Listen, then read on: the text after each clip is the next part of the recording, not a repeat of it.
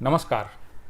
उत्तर भारत की जो सांस्कृतिक राजनीतिक भूमि है उसको आमतौर पर कम उर्वर माना जाता है, बंजर माना जाता है। खास करके अगर तुलना महाराष्ट्र, केरल, तमिलनाडु या पंजाब या पश्चिम बंगाल की तुलना में उत्तर भारत में अगर देखा जाए तो जो तर्क की बात है, जो विज्ञान की बात है, जो एक सुसंगत चिंतन की बात है, इसके मामले में जो एक धारा कभी थी कबीर और रविदास के समय में, वो धारा बीच में आकर सूखती हुई नजर आती है। ऐसे समय में एक चमकते सितारे के रूप में ललई सिंह यादव का नाम सामने आता है। आश्चर्यजनक है कि उनकी रचनाओं का अभी तक संकलन नहीं हुआ था। इस कार्य को अंजाम तक पहुंचाया है शोधकर्ता गगन जी ने। गगन जी न सिर्फ शोधकर्ता हैं बल्कि बहुत ही परिश्रम और कष्ट साध्य तरीके से काम करने के अभ्यस्त रहे हैं और उन्होंने जो पेरियार ललई सिंह की ग्रंथावली है 5 खंडों में, इसको उन्होंने इस काम को पूरा किया है और राजकमल प्रकाशन समूह ने इसे छापा है। धर्मवीर जी, सबसे पहला सवाल कि आपके दिमाग में ललई सिंह की रचनाओं को संकलित करने का विचार कहाँ से आता है, कहाँ से आया ये विचार? क्योंकि ये लंबा काम, आपने 7 साल इसमें लगाए, तो इस काम को करना है, ये प्रेरणा आपको कहाँ से मिली? सर, मैं मूलतः आजमगढ़ का रहने वाला हूँ। स्कूलिंग मेरी 12वीं तक आजमगढ़ की है। उसके बाद मैं इलाहाबाद यूनिवर्सिटी में एडमिशन लिया ग्रेजुएशन करने के लिए। तो द्वितीय वर्ष में मेरे एक दलित साथी थे। उन्होंने एक रोज़ बातचीत के क्रम में कहा कि क्या आप ललई सिंह यादव को जानते हैं? तो मैंने कहा नहीं। तो संयोग से वो कहे कि आइए एक व्यक्ति से मिलाते हैं। तो उनसे जब मिलाते हैं तो वो कहते हैं, मेरा नाम पूछते हैं। जब वो जानते हैं कि धर्मवीर यादव नाम का लड़का है, तो वो मुझसे और धीरे से बात करते हैं और कहते हैं कि क्या आप ललई सिंह यादव को जानते हैं? तो मैंने कहा नहीं। तो कहे कि वो बहुत बड़े चिंतक थे, उनको उत्तर भारत का पेरियार कहा जाता है और उन्होंने सच्ची रामायण लिखी और गए और सच्ची रामायण ला के दिए मुझे। तो प्रथम परिचय मेरा इलाहाबाद विश्वविद्यालय द्वितीय वर्ष 2007 में हुआ इनसे, पेरियार ललई सिंह से। फिर मैं BHU गया हिंदी लिटरेचर में MA करने, तो मन नहीं लगा। 2009 में 1 साल करके ड्रॉप करके फिर हंसराज कॉलेज दिल्ली यूनिवर्सिटी से हिंदी लिटरेचर में MA किया 2012 में। फिर आया तो यहाँ मुझे पेरियार ललई सिंह के कुछ नाटक मिले, थोड़ी बहुत अन्य किताबें मिली। फिर हैदराबाद सेंट्रल इंस्टीट्यूट में MPhil करने चला गया। तो फिर जब मैं 13 में पुनः वापस दिल्ली आया तो अब दिमाग आया कि मुकम्मल इनके चिंतन को देखा जाए और इनके साहित्य को पढ़ा जाए। तब मैं उनका साहित्य खोजना शुरू किया। तो उस क्रम में कुछ किताबें मिली और फिर ये क्रम गड्ढमड चलता रहा। तो ले दे कि 1 सितंबर 2015 तक फाइनली मैं सोच लिया कि अब इनके चिंतन को खोजना और सारी किताबों को खोजना। क्यों महत्वपूर्ण है ललई सिंह? क्यों, क्या ऐसा खास है जिसकी वजह से आपको लगा कि अपने जीवन के सबसे कीमती वर्ष आपको इनकी रचनाओं के संकलन में लगाने चाहिए? ये व्यक्तित्व क्यों महत्वपूर्ण है, खास करके उत्तर भारत के लिए और हिंदी जो विचार वृत्त है इसके लिए? इस व्यक्ति का जो महत्व है वो किन मायनों में महत्वपूर्ण है और इतना महत्वपूर्ण है कि आपने 7 साल उसमें लगा दिए? जी, इसमें सर मूलतः समतामूलक और मनुष्यता बोध का और बंधुता का जो विजन है पेरियार ललई सिंह का, वो आना चाहिए। मेरी चिंता यही थी। और यह दिलचस्प है कि बंधुता और मनुष्यता का, समता का जो विजन है, ये बोधानंद, स्वामी अछूतानंद, जिनका प्रसाद जिज्ञासु, पेरियार ललई सिंह, रामस्वरूप वर्मा और महाराज सिंह भारती और जगदेव प्रसाद से होते हुए मंडल तक जाता, मानव कांसीराम साहब से होते हुए। तो ये पूरी सीरीज है सर, उत्तर भारत में किस तरह से वर्णाश्रमी मूल्यों से ये लोग टकराते हैं अपनी वैचारिकी के साथ और समतामूलक विजन के साथ, बंधुता की सोच के लिए सतत स्ट्रगल करते हैं। तो ये मुझे लगा कि इस राइटिंग में वो चीज़ है। और निसंदेह जो वर्तमान समय में उस दौर में ऐसी भी होती हैं कि रेशनल राइटिंग और इम्पॉर्टेंस रखती हैं सर। तो इस कारण भी मुझे लगा उनकी राइटिंग को पढ़ते हुए कि ये साहित्य क्यों ना संकलित किया जाए। और दिलचस्प है सर कि पेरियार ललई सिंह ग्रंथावली 1 सितंबर 2015 से मैंने शुरू किया था। 1 सितंबर 2022 तक फाइनली मैंने तैयार किया। 44-45 दिन में राजकमल प्रकाशन ने छाप दिया। लेकिन मैं 7 साल का समय देने के बाद भी मैं कह रहा हूँ कि पेरियार ललई सिंह का चिंतन तब चरितार्थ और पूर्ण होगा जब चंद्रिका प्रसाद जिज्ञासु पे भी इसी तरह काम हो, जब रामस्वरूप वर्मा की भी इसी तरह इंटेलेक्चुअल एकेडमिक ग्रंथावली है। मेरा प्रश्न यहीं पर आता है कि आप अगर देखेंगे तो महाराष्ट्र में अगर आप देखिए तो तुकाराम से लेकर फुले, साहू, अंबेडकर, प्रबोधनकार ठाकरे, एक पूरा एक पांसारे से लेकर वो पूरा महाराष्ट्र में एक एक निरंतरता है। जी जी ये निरंतरता आपको तमिलनाडु में भी एक लेवल पर मिलेगी, इतिहास से लेकर आपको पेरियार और फिर बाद में अन्नादुरई तक और करुणानिधि तक एक तार्किक चिंतन। जी क्यों पूछना, ये सवाल बहुत महत्वपूर्ण है कि ऐसा है, आप बता रहे हो, लेकिन ऐसा क्यों है। तो ये जो वाई क्वेश्चन है, ये पूछने की परंपरा उत्तर भारत में कम रही। जी जैसा कहा गया वैसा मान लो, और तर्कातीत, मतलब जिस पर आप बात नहीं कर सकते हैं, प्रश्न नहीं पूछ सकते हैं, ये यहाँ का प्रभावी विचार अगर देखें तो ये रहा है। ऐसे में ललई सिंह पर काम करने के बाद आपको क्या लगा कि ऐसी क्या चीज़ थी, वो क्या विचार प्रक्रिया थी जो ललई सिंह को तर्कवाद की तरफ पहुंचाती है, जो आमतौर पर उत्तर भारत की मुख्य धारा नहीं है। जी जी इसमें समझ सर, इसमें मूलतः सर इनके पिताजी आर्य समाजी थे। और एक मैं परिघटना सुनाऊं, मतलब चेतना निर्माण की, कि इनकी माँ का निर्माण हुआ था और इनके पिताजी कहे कि हम घाट पे नहीं फूकेंगे, इनकी माँ को अपने खेत में ही मतलब शव दान करते हैं और बोलते हैं कि भुट्टा लाओ, भुट्टे का मतलब भुट्टा तोड़ के उसी पे पका के खाते हैं।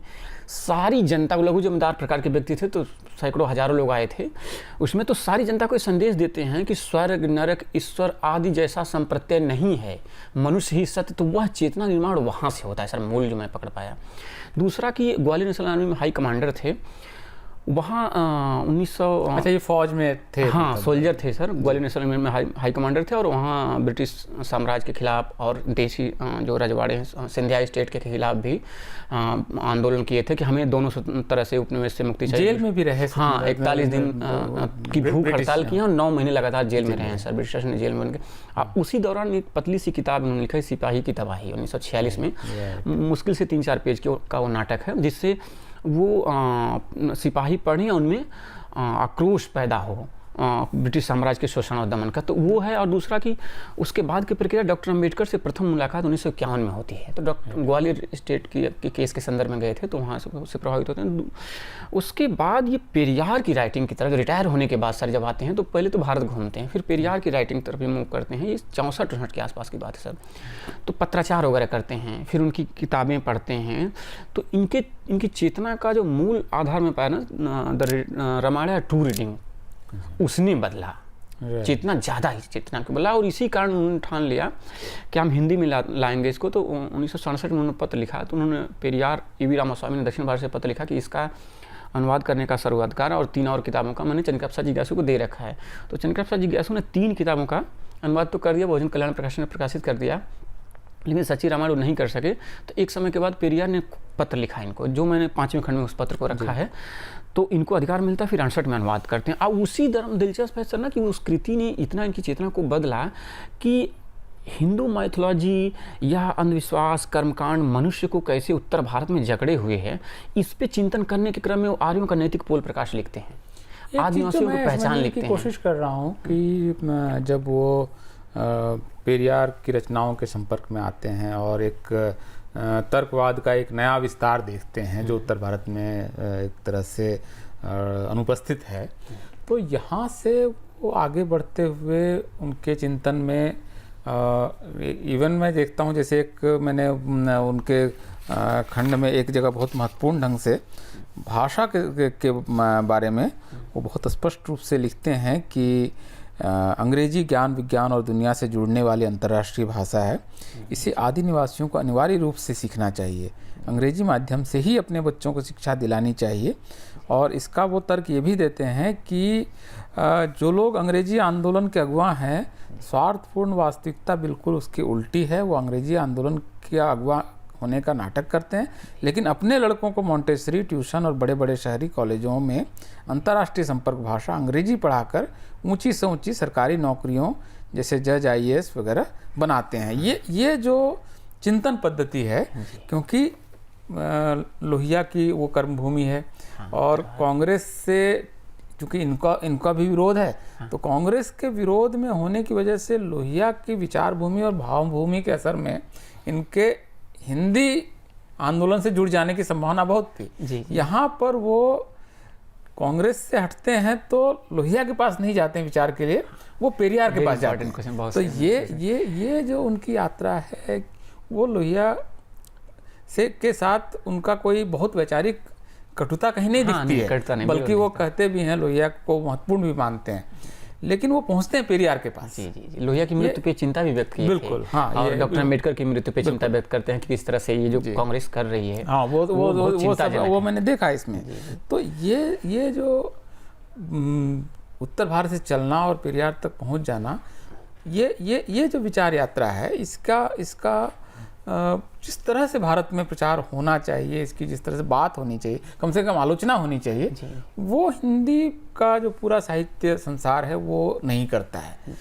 इसका क्या कारण आप इसका देखते सर मूल कारण मैं समझ रहा हूँ, पेरियार ईवी रामास्वामी का उत्तर भारत में आने का क्रम जो है 1930 में वो बक्सर आते हैं। जो मंडल कमीशन का एक डॉक्यूमेंट मुझे मिला है और कुछ और डॉक्यूमेंट जिसमें मैं पाया हूँ कि 1930 में बक्सर आते हैं, फिर 47 में कानपुर आते हैं, 51 में कानपुर में आते हैं, फिर 57 में लखनऊ में आते हैं। 57 वाले में तो इन लोगों की महत्वपूर्ण भूमिका है, चिनका प्रसाद जिज्ञासु की, शिवदयाल चौरसिया आदि की। फिर 62 में लोग बुलाते हैं, फिर 68 में बुलाते हैं। तो दिलचस्प है ना कि सर इनकी राइटिंग से प्रथम परिचय होने के कारण लोहिया की स्कूल में ना जाके पेरियार ललई सिंह पेरियार ईवी रामास्वामी की स्कूल में गए जी। थॉट प्रोसेस के लेवल पे मैं मानता हूँ कि पेरियार ललई सिंह उत्तर भारत की इकलौती विभूति हैं जो पेरियार की स्कूल से निकले हैं। समझ पाए। ये जो 5 आइकॉन हैं हमारे, चंद्रिका प्रसाद जिज्ञासु और पेरियार ललई सिंह, रामस्वरूप वर्मा, महाराज सिंह भारती और जगदेव प्रसाद, ये जो 5 बड़ी हमारी हिंदी पट्टी की बड़ी आइकॉन हैं जो जिन्होंने रेशनलिटी के लिए फाइट किया, उसमें पेरियार ललई सिंह ही एकमात्र हैं जो पेरियार ईवी रामास्वामी की थॉट प्रोसेस के स्कूल से निकले हैं। जबकि रामस्वरूप वर्मा भी लोहिया की स्कूल से निकले हैं, जगदेव प्रसाद भी लोहिया की स्कूल से निकले हैं और चौधरी महाराज सिंह भारती भी लोहिया की स्कूल से निकले हैं। और पॉलिटिकली डॉक्टर अम्बेडकर के पास हैं, वो आरपीआई लेके आते हैं। ये भी समझने की बात है, पॉलिटिकली और रिलीजियस पॉइंट ऑफ व्यू से बुद्ध के पास हैं पेरियार ललई सिंह। इनके तो बौद्ध बनने की जो यात्रा है उसके बारे में आपने इसमें काफ़ी विस्तार से लिखा है, तो कृपया संक्षेप में बताएं कि वो यात्रा, क्योंकि पेरियार का जो तर्कवाद है वो तमाम धर्मों का निषेध कर रहा है। हाँ जी। तो जी। वो इनकी जीवन यात्रा में एक और मोड़ आता है, जबकि वो पेरियार के अनिश्वरवाद को तो मानते हैं, लेकिन अधार्मिकता या पराधार्मिकता से वो अलग हटते हुए जी बौद्ध धम्म की ओर आते हैं। जी ये यात्रा कैसे? हाँ, ये बहुत दिलचस्प है सर।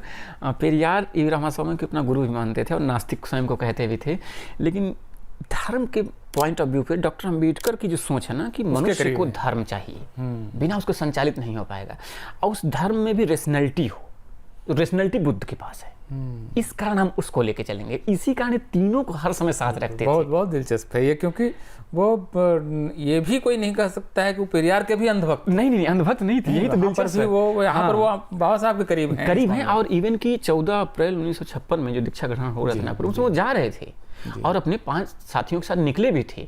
तो उनको चूंकि टीबी हो गई थी और 2-3 बार टीबी हुई थी, तीसरी बार की वो टीबी थी, तो जब निकले वो लोग मतलब स्टेशन की तरफ, तो खांसी आने लगी, खून की उल्टी होने लगी, तो जा नहीं सके।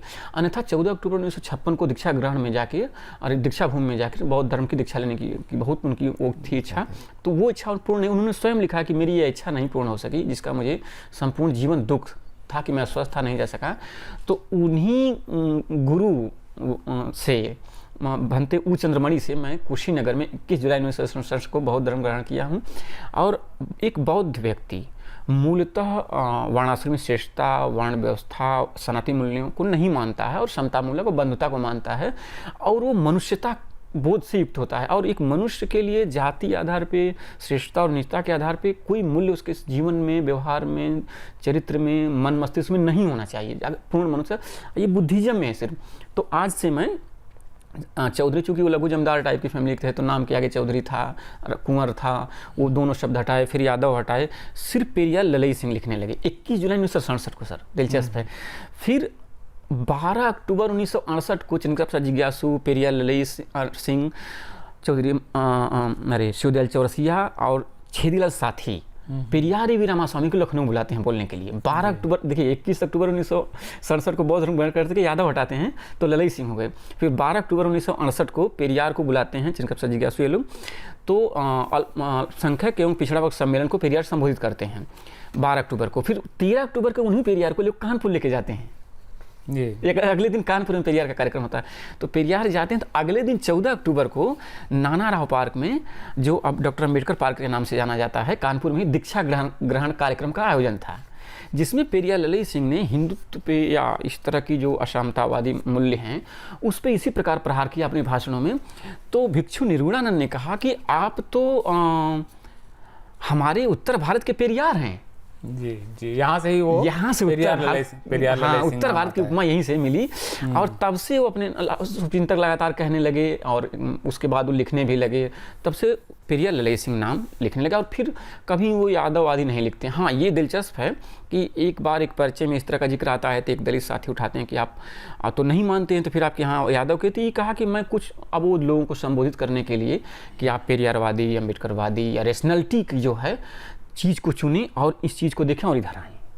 उस आस्था में फंसने की जरूरत नहीं जो आपको मानसिक, सांस्कृतिक, सामाजिक रूप से गुलाम बनाती है, शोषण करती है। एक चीज़ तो तब से पेरियार ललई सिंह ही लिखने लगे। सॉरी, एक चीज़ जो मुझे समझ में आ रही है कि एक महत्वपूर्ण सवाल जो इस मामले में पूछा जाना चाहिए कि हिंदी जो साहित्य जगत है, इसकी जो प्रगतिशील धारा भी है, वो हिंदू मुस्लिम प्रश्न को लेकर मुखर है, और गंगा जमनी तहजीब और जिसका आपने जिक्र भी किया है, और उसमें उस एक कोऑर्डिनेट्स के बीच में प्रगतिशीलता यहाँ पर एग्जिस्ट करती है, जिसमें कि मजदूरों के अधिकार के प्रश्न हैं, लेकिन ये प्रगतिशीलता मुख्य रूप से जो बिल्कुल बंधी हुई है वो हिंदू मुस्लिम प्रश्न पर, अगर वो सांप्रदायिक नहीं है तो प्रगतिशील है। यहाँ पर उसकी वहाँ पर एक लिमिट तय होती है।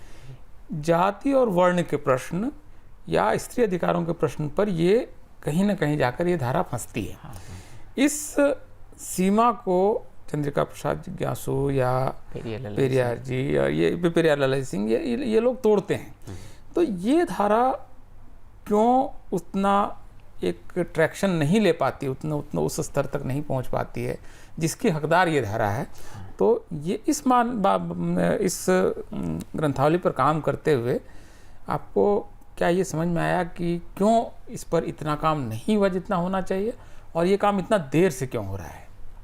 हाँ सर, ये तो मुझे चिंता हुई, और जैसा कि आपने बातों में ही कहा कि वर्ण और जाति और स्त्री प्रश्न पे जिस तरह से ये धारा जो है प्रखर आवाज़ उठाती है, वो यह धारा सर बोधानंद से अगर हम बात करें, जो बौद्धिस्ट थे, जात से ब्राह्मण थे, बौद्धिस्ट हो गए थे, बोधानंद, स्वामी अछूतानंद, चंद्रिका प्रसाद जिज्ञासु, पेरियार ललई सिंह, रामस्वरूप वर्मा और चौधरी महाराज सिंह भारती, जगदेव प्रसाद होते हुए बढ़ती है।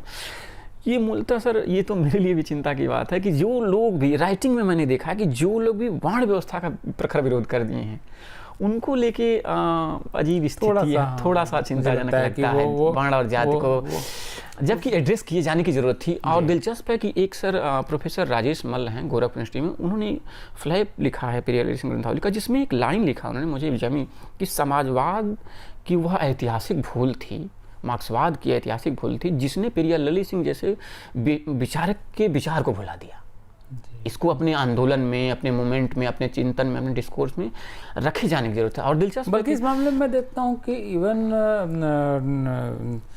सावरकर के तमाम कारणों से आलोचना होती है, लेकिन जाति के प्रश्न से वो टकराते हैं। हाँ, और आर्य समाज भी सर, हाँ, आर्य समाज भी टकराती है, जबकि वो वेदवादी है। इसके बावजूद वो मंदिर प्रवेश आंदोलन या छुआछूत, इनको लेकर सावरकर बहुत मुखर हैं और विरोधी हैं। हाँ, तो उतना सा भी स्पेस प्रगतिशील धारा ने आमतौर पर इसको एक तरह से नहीं देखेंगे तो नहीं है। जी, जो मतलब एक तर्क पद्धति होती है ना, जिसको मैं नहीं देख रहा हूँ वो नहीं है। जी, तो मैं नहीं देखूंगा तो शायद नहीं है। जो भारतीय समाज के इतने महत्वपूर्ण प्रश्न को एक तरह से इग्नोर किया गया, और ललई सिंह यादव की रचना चूँकि सामने आई है तो उम्मीद की जानी चाहिए कि शोधकर्ता इसको अंत न मानकर इसको शुरुआत मानेंगे। और यहाँ से वो आगे और सारी और जो ब्रांचेज यहाँ से खुल सकते हैं विचार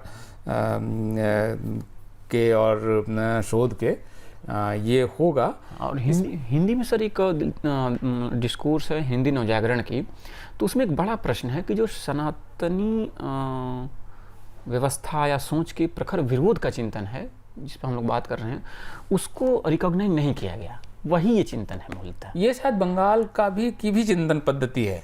बंगाल की चिंतन पद्धति की पर्सनैलिटी तो यूरोप से लेते हैं, मानते हैं नवजागरण होगा, शिक्षा, ये सब ठीक है, लेकिन जो वर्ण व्यवस्था और जात व्यवस्था स्त्री सवाल को प्रश्नांकित करता है, उसके अधिकार की बात करता है, उसको आप नहीं रिकॉग्नाइज करते हैं। ये सवाल हिंदी के बड़े विद्वान हैं डॉक्टर रामविलास शर्मा, प्रोफेसर चौथीराम ने उनसे सवाल किया है कि आपकी प्रगतिशीलता और मार्क्सवादी एकेडमियाँ बार बार 1857 पे ही क्यों टिकती है, उसके आगे पीछे क्यों नहीं जा पाती है। 1756 में आदिवासियों का विद्रोह है, या उसके बाद की पेरियाल ललित सिंह चंद्रप्रसाद जिज्ञासु की जो राइटिंग है एकलव्य पे, शंभू पे, वीर संत माया बलिदान पे, हिंदू मैथोलॉजी पे जो इनका डिस्कोर्स है, वो भी तो प्रबोधन का ही साहित्य है, चिंतन। और दिलचस्प है सर, हिंदी साहित्य की ये सब अमूल्य निधि है। मैं तो बड़ी चिंता में हूँ कि ये इस पे काम इसके लिए सहमत होने की भी जरूरत नहीं मेरे ख्याल से। सिंपल सा हिंदी साहित्य में इसको स्थान दिया जाना चाहिए, इस पे लिखा पढ़ा जाना चाहिए, और हिंदी साहित्य मजबूत होगा, उत्तर भारत का हमारा साहित्य मजबूत होगा। ये मैं तो इस तरह मानता हूँ, चंद्रप्रसाद जिज्ञासु की राइटिंग से, रामस्वरूप वर्मा की राइटिंग से, जगदेव बाबू के भाषणों से, पेरियाल ललित सिंह की राइटिंग से हिंदी साहित्य उर्वर होगा सर। और उसकी ब्रांचेज और विस्तार पाएंगे कि ये भी एक शाखा थी जिसमें हिंदी साहित्य में नहीं लिखा गया, और हिंदी साहित्यकारों को, हिंदी आलोचकों को अब इस पर लिखना पढ़ना चाहिए और विचार करना चाहिए सर, मुझे जो लग रहा है जी। अन्यथा आगे सर और हिंदी भाषा का नुकसान ही होगा जी। दिलचस्प है साहित्यिक इतिहास के क्रम में। इसमें एक जो मेरा आखिरी प्रश्न है धर्मेश जी, कि जो कार्य आपने किया और उसकी जो मतलब एक बहुत कठिन क्षेत्र से आप गुजरे ये करते हुए, जो मतलब उतनी रचनाएं चूँकि संकलित कम हुई, लाइब्रेरीज़ में गई नहीं, उनके पत्र और ये सब जो आपने संकलित किया, निश्चित रूप से बहुत कठिन काम रहा होगा। तो और जो बाकी विद्वान हैं, जिस परंपरा की आप बात कर रहे हैं, जिस विचार यात्रा की बात कर रहे हैं, जिसमें तमाम और लोग आए हैं, तो क्या आपको लगता है कि ये जो बाकी का कार्य है ये करने योग्य है, और इसको करने वाले जो शोधार्थी हैं उसके लिए आप अगर कोई सलाह देना चाहें कि कैसे इस काम को, कैसे कार्यों को किया जाता है? क्योंकि आप बहुत आसानी से गांधी की रचनाओं का संकलन कर ले सकते हैं, नेहरू का कर ले सकते हैं, पार्लियामेंट में स्पीचेज हैं, सारा कुछ डॉक्यूमेंटेड है। इवन आपको प्रेमचंद ने जो कुछ लिखा सब कुछ छपवाया लगभग, तो सब कुछ सामने है। रामविलास शर्मा में ये असुविधा नहीं है, इवन त्रिलोचन में ये असुविधा नहीं है। तमाम चीज़ों में हाँ बहुत सबकी रचना तो मुक्तिबोध ने भी मुझे लगता है प्रकाशक न हो जैसी कोई समस्या कभी नहीं रही। हाँ, उनको सबसे बड़े प्रकाशक ज्ञानपीठ वगैरह हर समय उपलब्ध रहे, जो कुछ किया सब सामने है। तो इस तरह के लोग जो वैचारिक मुख्य धारा से परे हैं, प्रगतिशील धारा से भी परे हैं, इनके कार्यों को सामने लाने के लिए जो शोधकर्ता काम करना चाहते हैं, अपने अनुभव के आधार पर आपको लगता है कि कैसे इस काम को किया जाना चाहिए? सर, इस प्रकार का जो ग्राउंड लेवल पे जाके इस तरह का काम ऐसी विभूतियों पे करने पे ना, ये बहुत चैलेंजिंग है, बहुत टफ है। मैं पेरियाल ललित सिंह को थैंक्स बोलता हूँ कि इनके शुभचिंतक पैन इंडिया में हैं, और संयोग से मेरा भी व्यवहार ऐसा है कि नेशनल लेवल पे मेरे साथ के रिसर्चर हैं। इंडिया की सारी यूनिवर्सिटी में जब मैं रिसर्च में था 19 तक, तो मेरे साथ थे। तो मैं कई बारी, जैसे मैं कानपुर यूनिवर्सिटी में जा रहा हूँ तो रुक रहा हूँ यूनिवर्सिटी के हॉस्टल में साथियों के साथ, या आशीष दीपांकर थे, उनके यहाँ मैं रुकता था, और फिर मूवमेंट कर रहा हूँ, फिर आके रुक जा रहा हूँ। लेकिन अब ये सबके पास, सभी रिसर्चरों के लिए सुविधा नहीं उपलब्ध है। तो ये बहुत चैलेंजिंग होता है कि गांव-गांव जाइए, बुजुर्गों से मिलिए, उस बुजुर्ग से बात करें कि अमुक बुजुर्ग हैं, उनके पास 2, 4, 5 किताबें हैं, फिर अगले से अगले के पास आप निकले हैं तो 3-3, 4-4 महीना ग्राउंड पे ही हैं। तो ये है चैलेंजिंग, लेकिन इसमें दृढ़ इच्छा शक्ति का हम यंगर्स को, यंग रिसर्चरों का परिचय देना होगा। और जब आप JRF होते हैं तो उस JRF का सदुपयोग इस तरह करना चाहिए कि उस चैलेंज को आप JRF के थ्रू जाके पूरा करें, और गांव-गांव, जवार जाके इनके पत्र, चिट्ठी, किताबें एक जगह कहीं है ही नहीं सर, जो आपने चिंता व्यक्त की कि भारत के किसी पुस्तकालय में नहीं है। मतलब मुझे लगता है धर्मेश जी, जो आप रास्ता बता रहे हैं वो शोध की मेधा से के साथ साथ जिद का भी मामला है, जिद और दृढ़ शक्ति का मामला है सर। और भारत के किसी पुस्तकालय में इन्होंने स्वयं लिखा है कि हमारे साहित्य और इतिहास पुस्तकालयों में नहीं रखा जाता है, लेकिन अन्यों का रखा जाता है। फिर भी इन सबके बावजूद आप इसको सेकंड सर और मैं लूँगा कि इस क्रम में पेरियाल ललित सिंह ग्रंथावली, पेरियाल ललित सिंह की तो राइटिंग मैंने एकत्रित किया ही किया, चंद्रप्रसाद जिज्ञासु का सुदेल चौरसिया का, छेदीलाल साथी का, राम स्वरूप वर्मा का, चौधरी महाराज सिंह भारती का, जगदेव प्रसाद का भी बहुत सारा डॉक्यूमेंट मैंने एकत्रित किया। तो अब मेरी योजना कि यदि मुझे रिसर्च मिल जाता है या कहीं से फेलोशिप वगैरह मिल जाती है तो उत्तर भारत का मैं सांस्कृतिक इतिहास लिखना चाहता हूँ सर। बहुत बढ़िया। उत्तर भारत का 1950 से लेके अंबेडकर और मंडल के बीच में जो उत्तर भारत का एंटी वर्णा, एंटी कास्ट और एंटी मतलब वीमेन थॉट, जो महिला सशक्तिकरण के सवाल उसको लेकर जो मूवमेंट चल रहा था स्वामी अछूतानंद से लेके जगदेव प्रसाद तक, उसी पे मैं चाह रहा हूँ उत्तर भारत का सांस्कृतिक इतिहास लिखने की। चलिए, बहुत बहुत आपको मंगल कामनाएं और बहुत बहुत आभार सर, बहुत बहुत आभार, आपने मुझे समय दिया द ब्रेन जैसे मंच पे। थैंक यू सर, बहुत अच्छा। धन्यवाद दोस्त।